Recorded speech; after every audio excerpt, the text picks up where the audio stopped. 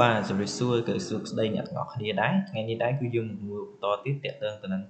លំហាត់តកតងទៅនឹងមេរៀនរូបវិទ្យាថ្នាក់ទី10មេរៀនកំណធម្មពលអនុភាគលំហាត់នៅក្នុងសៀវភៅពុម្ពរបស់ក្រសួងអប់រំរបស់យើងគឺលំហាត់ឧទាហរណ៍ទី8ខ្ញុំយកបញ្យល់លំហាត់ឧទាហរណ៍ទី8អញ្ចឹងវាថាបន្ទុកនៃចតាយុនមួយមានម៉ាស់500គីឡូ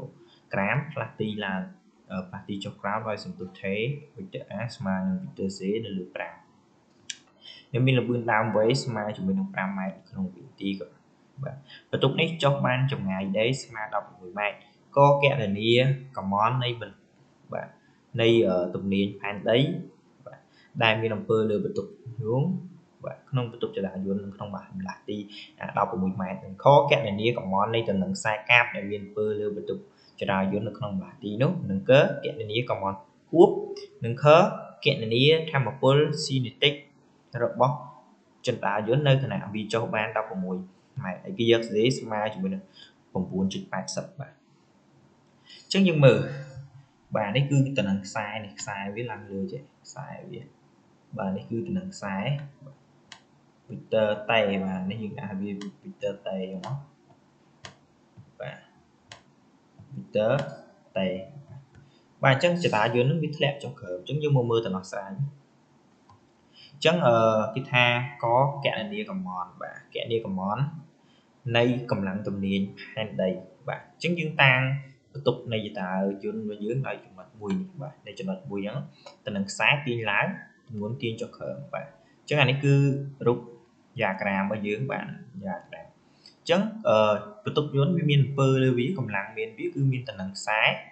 និងជាមួយនឹងទម្ងន់របស់វាបាទដែលទាញដោយសន្ទុះទំនាញផែនដីអញ្ចឹងកម្មនរបស់វាគឺបង្កើតដោយទម្ងន់អញ្ចឹង W Z ស្មើ SD ក៏តេតាតែតេតា0មានន័យថាម្លាស់ទីវាចុះក្រោមទម្ងន់ចុះក្រោមគឺបង្កើតបានមុន0ក៏0ស្មើ1អញ្ចឹង W Z ស្មើ SD អញ្ចឹង I ស្មើ MZ D របស់យើងគឺ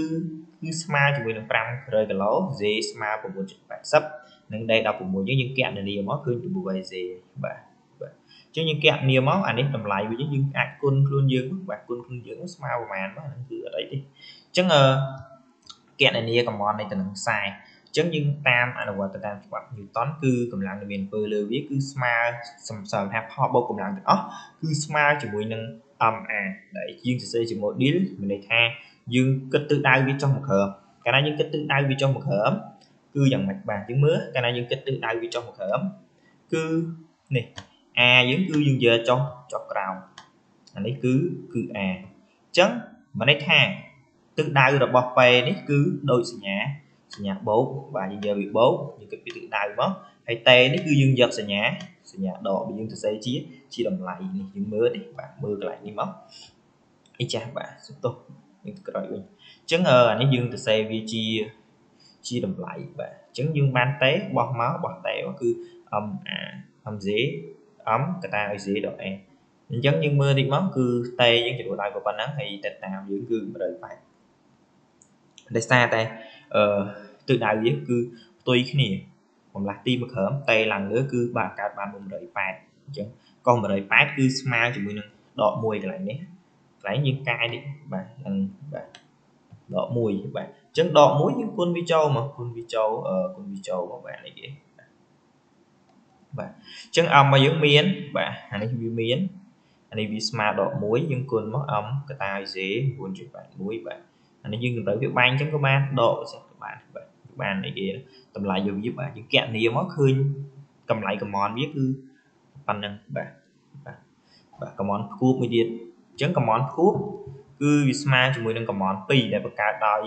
ចតុកយន្តហ្នឹងគឺមានកម្មនបង្កើតដោយទម្ងន់ WC និងកម្មនបង្កើតដោយតំណែងខ្សែគឺ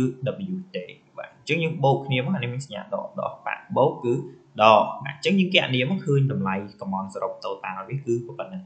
សំណួរខគឺគណនាធម្មពលស៊ីនតិចរបស់បន្ទុកចតាយន្តនៅខណៈវាចុះបាន16ម៉ែត្រចឹងអ្នកនរគ្នាអនុវត្តតាមទ្រឹស្ដីបត់កម្មននិងធម្មពលផលបូកកម្មនទាំងអស់គឺស្មើជាមួយនឹងបរិយាមរូធម្មពលស៊ីនតិច បាទអញ្ចឹងយើងបានទាញធម្មពលស៊ីនតិចស្រេចមកប្រាំរួចធម្មពលស៊ីនតិចគឺវាស្មើជាមួយនឹងធម្មពលស៊ីនតិចស្រេចដកជាមួយនឹងធម្មពលស៊ីនតិចដើមអញ្ចឹងអ្នកនរគ្នាទាញធម្មពលស៊ីនតិចស្រេចវាស្មើជាមួយនឹងកម្មនបូកជាមួយនឹងធម្មពលស៊ីនតិចដើមធម្មពលស៊ីនតិចដើមគឺវាស្មើជាមួយនឹង1លើ2 mv ការ៉េល្បឿនដើមរបស់យើងគឺ5ម៉ែត្រក្នុងនាទីយើងគុណចូលម៉ាស់ចតាយន្ត500បានតម្លៃប៉ុណ្ណឹងបាទអញ្ចឹងយើងគណនាបានរបស់យើងគឺកម្មនសរុបរបស់យើងបាទកម្មនសរុបរបស់យើងតម្លៃអានេះគឺវាចេញមកវាចម្លើយវាអត់សូវត្រូវទេបាទតែយើងគិតខ្លួនឯងបន្ថែមបាទគិតខ្លួនឯងបន្ថែមគិតប៉ុណ្នេះបាទនេះចម្លើយនេះបាទអញ្ចឹងតាមពិតតម្លៃសរុបវាគឺបាទប៉ុណ្ណឹងអញ្ចឹងយើងបានអីគេបាន